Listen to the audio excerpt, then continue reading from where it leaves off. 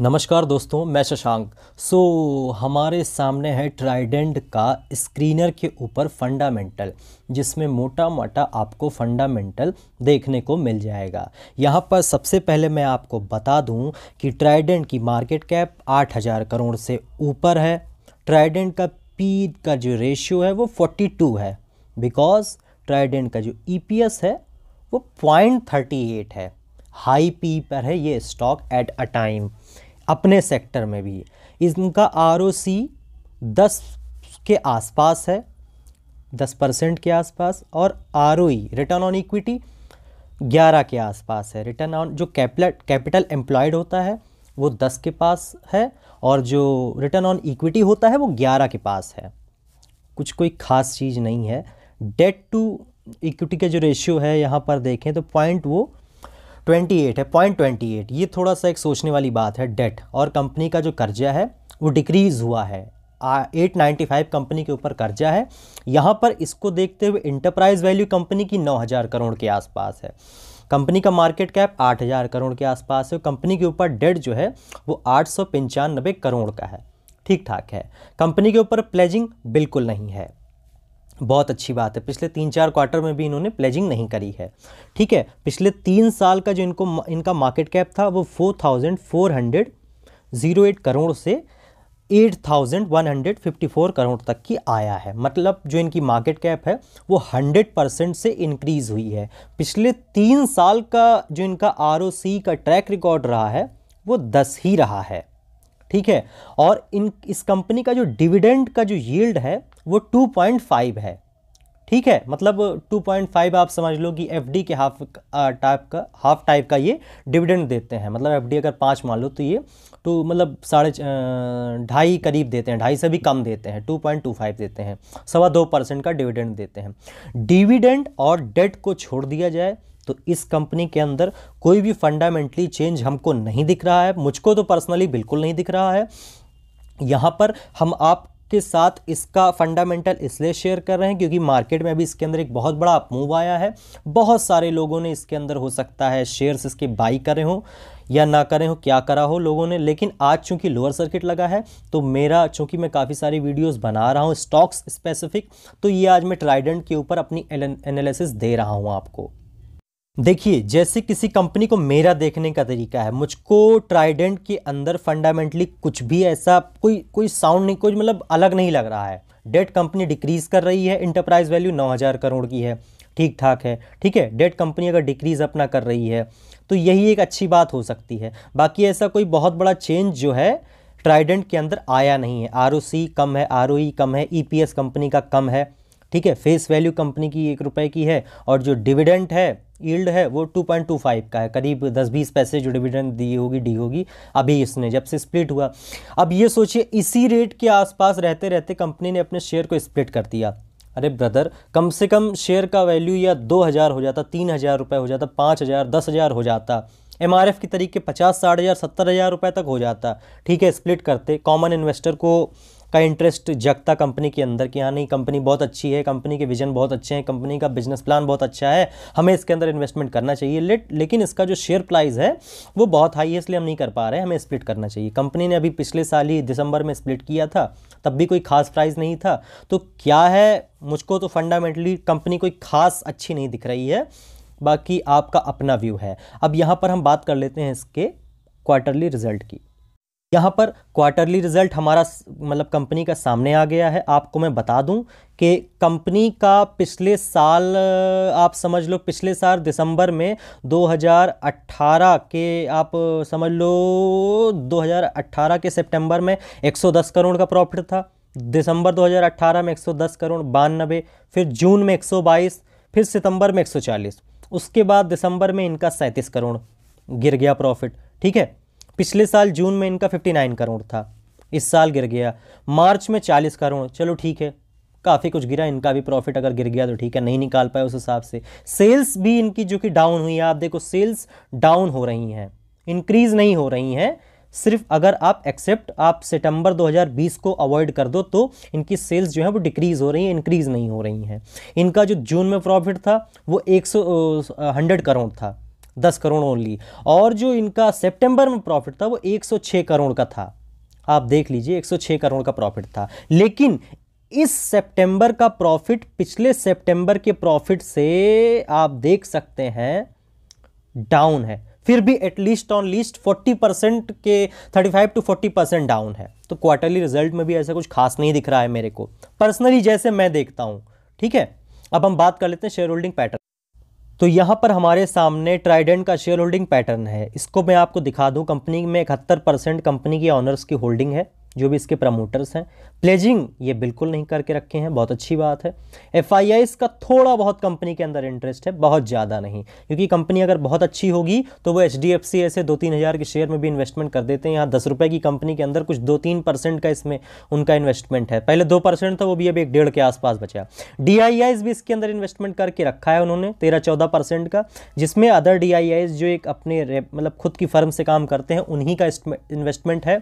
यहाँ पर mutual fund का बिल्कुल इन्वेस्टमेंट नहीं, इंश्योरेंस का बिल्कुल नहीं है, फाइनेंस इंस्टीट्यूशन बैंक वगैरह का बिल्कुल इसके अंदर इन्वेस्टमेंट नहीं है। म्यूचुअल फंड का आप देखो तो 0.02 मतलब % का है। कुछ किसी एक म्यूचुअल फंड ने कुछ स्टेक लिया हो तो लिया हो, वो भी सितंबर में, बिकॉज सितंबर में इनकी जो सेल्स हैं वो पिछले जो 2-3 क्वार्टर गुजरे हैं उससे इंक्रीज हुई हैं। इसलिए ओवरऑल पब्लिक का जो इन्वेस्टमेंट है वो 12-13% का है। पब्लिक का थोड़ा बहुत इसमें इन्वेस्टमेंट बढ़ रहा है, आप हर क्वार्टर में देख लो, थोड़ा बहुत उनका पब्लिक का बढ़ता जा रहा है। ठीक है, तो ओवरऑल यहाँ पर आप देखिए शेयर होल्डिंग पैटर्न में भी कोई खास बदलाव नहीं हुआ है, कोई बहुत ज़्यादा चेंजेस नहीं आए हैं।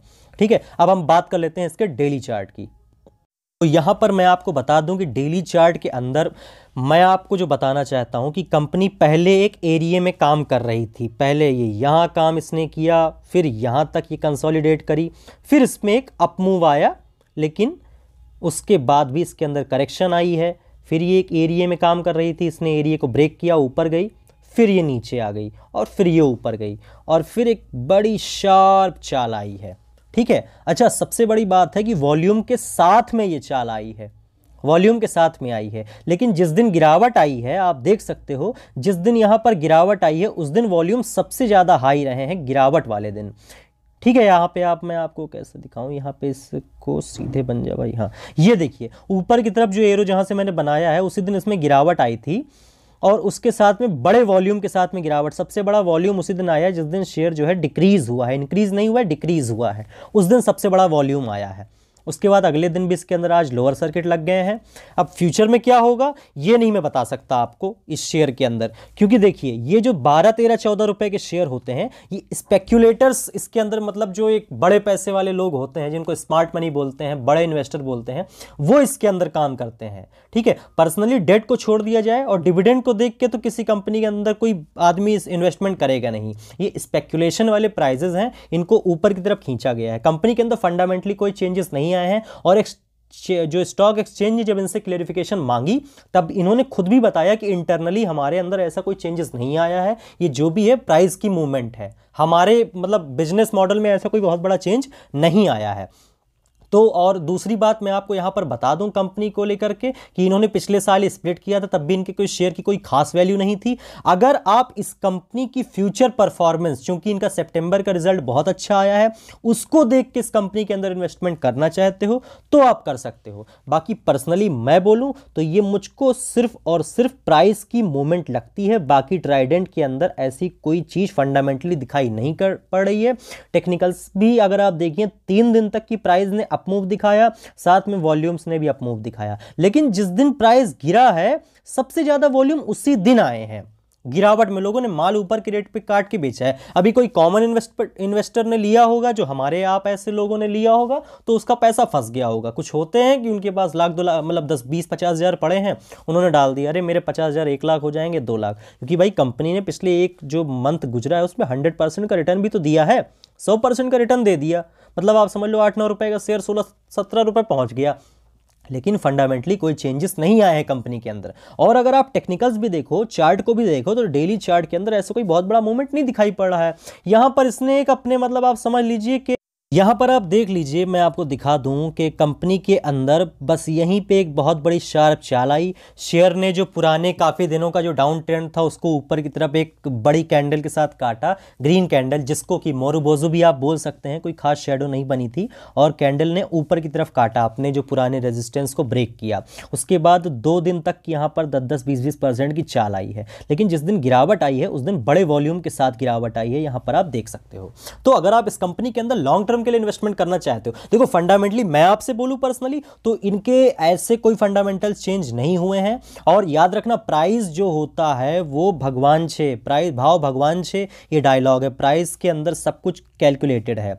लेकिन यहां पर 10-15 रुपए की जो कंपनी होती हैं, जो मिड मतलब जो पेनी स्टॉक आप समझ लो, मिड कैप भी ना कहो, जो पेनी स्टॉक्स होते हैं वो ऑपरेट किए जा सकते हैं। मैं यहां पर ये नहीं बोल रहा हूं कि इसको कोई ऑपरेट कर रहा है कि नहीं कर रहा है, वो अपन को फ्यूचर में पता चल जाएगा, लेकिन ये जो प्राइसेस होते हैं ये ऑपरेट किए जा सकते हैं। तो प्राइस भगवान छे, ये डायलॉग इस शेयर के ऊपर अप्लाई नहीं होता है।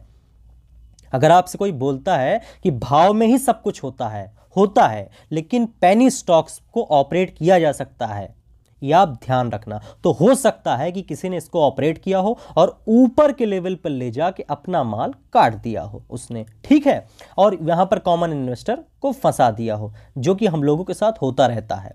तो मेरा पर्सनली व्यू देखो, फंडामेंटल्स में ऐसा कोई चेंज नहीं है। क्वार्टरली रिजल्ट सितंबर को छोड़ दिया जाए तो कोई खास नहीं आया है, और पिछले साल सितंबर से इस साल भी सितंबर के रिजल्ट हैं वो 30-40% डाउन ही है। सेल्स में थोड़ा बहुत इंक्रीमेंट हुआ है, ठीक ठाक है। शेयर होल्डिंग पैटर्न में ऐसा कोई बदलाव नहीं आया। सितंबर में किसी म्यूचुअल फंड ने बाइंग करी है तो करी है, लेकिन सितंबर में बाइंग करी, दिसंबर के अंदर उसके अंदर चाल आना, ये मुझको समझ में नहीं आता है, ठीक है। ये प्राइस की मूवमेंट थी, स्पेक्युलेट करके प्राइस को ऊपर ले जाया गया है और प्राइस को काट दिया गया है। फिर भी अगर आप इसके अंदर इन्वेस्टमेंट करते हो, आपका व्यू है, आप इन्वेस्टमेंट करना चाहते हो, कुछ भी सोच समझकर जो भी आप सोचते हो, तो याद रखना ये जो 20% का अपर सर्किट लगा था, ये कैंडल आप देख लेना। इस कैंडल का जो लोअर शेडो है, जो ये नीचे का रेट है जहां से इसने ओपनिंग करी थी, ये मैंने कैंडल आपको दिखा दी, मैं आपको दिखा दूं इस कैंडल का जो ये नीचे का रेट है, अगर ये प्राइस इसके नीचे जाता है आप बाहर हो जाना, ये ध्यान रखना, ठीक है। ये कुछ आप समझ लो 11-12 रुपए के आसपास आएगा, मतलब 11 कुछ रुपीस तक की आएगा। अगर ये इस कैंडल को प्राइस ब्रेक करता है, इसके नीचे जाता है और लोअर सर्किट नहीं लगते हैं, तो देन आप बाहर हो सकते हो। लोअर सर्किट लगते हैं तो अलग बात है, तो आप बाहर हो ही नहीं पाओगे, फंस गए। लेकिन हाँ, अगर प्राइस चलता रहता है और इस कैंडल के नीचे जाता है तो आप बाहर हो सकते हो। जब तक ये इसके ऊपर है आप बने रह सकते हो। लॉन्ग टर्म के लिए अगर देखा जाए, कुछ कंपनी के अंदर कोई चेंजेस आते हैं, फ्यूचर में और अच्छे रिजल्ट्स आते हैं या कोई बड़ा चेंज आता है, तो ठीक है, ऊपर की तरफ ये 20-25 रुपए तक की जा सकता है, लेकिन एकदम से नहीं जाएगा। याद रखना, किसी भी शेयर को याद रखना, अगर आपको 100 किलोमीटर जाना है तो एक बार में आप 100 किलोमीटर नहीं जाओगे, लेकिन अगर आपको 10 किलोमीटर जाना है बाइक से 100 किलोमीटर कोई एक बार में नहीं जा सकता, लेकिन बाइक से 10 किलोमीटर आदमी एक बार में जा सकता है। तो याद रखना, अगर शॉर्ट टर्म का इसको शॉर्ट टर्म के लिए जाना होगा तो ये जा चुका होगा, अगर लॉन्ग टर्म के लिए जाना होगा तो ये जाएगा, नीचे आएगा, फिर ऊपर जाएगा, फिर नीचे आएगा और फिर ऊपर जाएगा। जैसे हम जाएंगे, रुकेंगे, फिर बढ़ाएंगे गाड़ी, फिर रुकेंगे और फिर बढ़ाएंगे, और अपनी एरिया जो टारगेट है वहां तक की पहुंच जाएंगे, ठीक है। तो ये मेरा व्यू था, ये मेरी मतलब मेरा पॉइंट था ट्राइडेंट को लेकर के, क्योंकि इसमें अभी बहुत 2-3 दिन तक चाल आई है, 100% का इसने रिटर्न दे दिया है। तो यही मेरा पर्सनली व्यू था। अगर आपको वीडियो अच्छी लगी हो तो आप इस वीडियो को प्लीज़ लाइक कर देना, चैनल को सब्सक्राइब कर देना और साथ में बेल आइकॉन भी दबा दीजिए। मेरे नोटिफिकेशंस आप तक नहीं पहुंच रहे हैं, मुझको ऐसा लगता है। तो प्लीज़ अगर आप इस वीडियो को देख रहे हैं तो और मेरे चैनल को आपने सब्सक्राइब कर रखा है तो साथ में बेल आइकॉन जो घंटा बटन है उसको दबा करके ऑल पे प्रेस कर दीजिए। आपको रेगुलर यहाँ पर एक वीडियो डेली बेसिस पे जरूर मिलेगी, स्टॉक मार्केट और फाइनेंस से रिलेटेड, ठीक है। फ्यूचर में हम यहाँ पर बहुत अच्छे कंटेंट को शेयर करेंगे। Thank you so much. सोच समझ के इन्वेस्टमेंट करिएगा। Good day.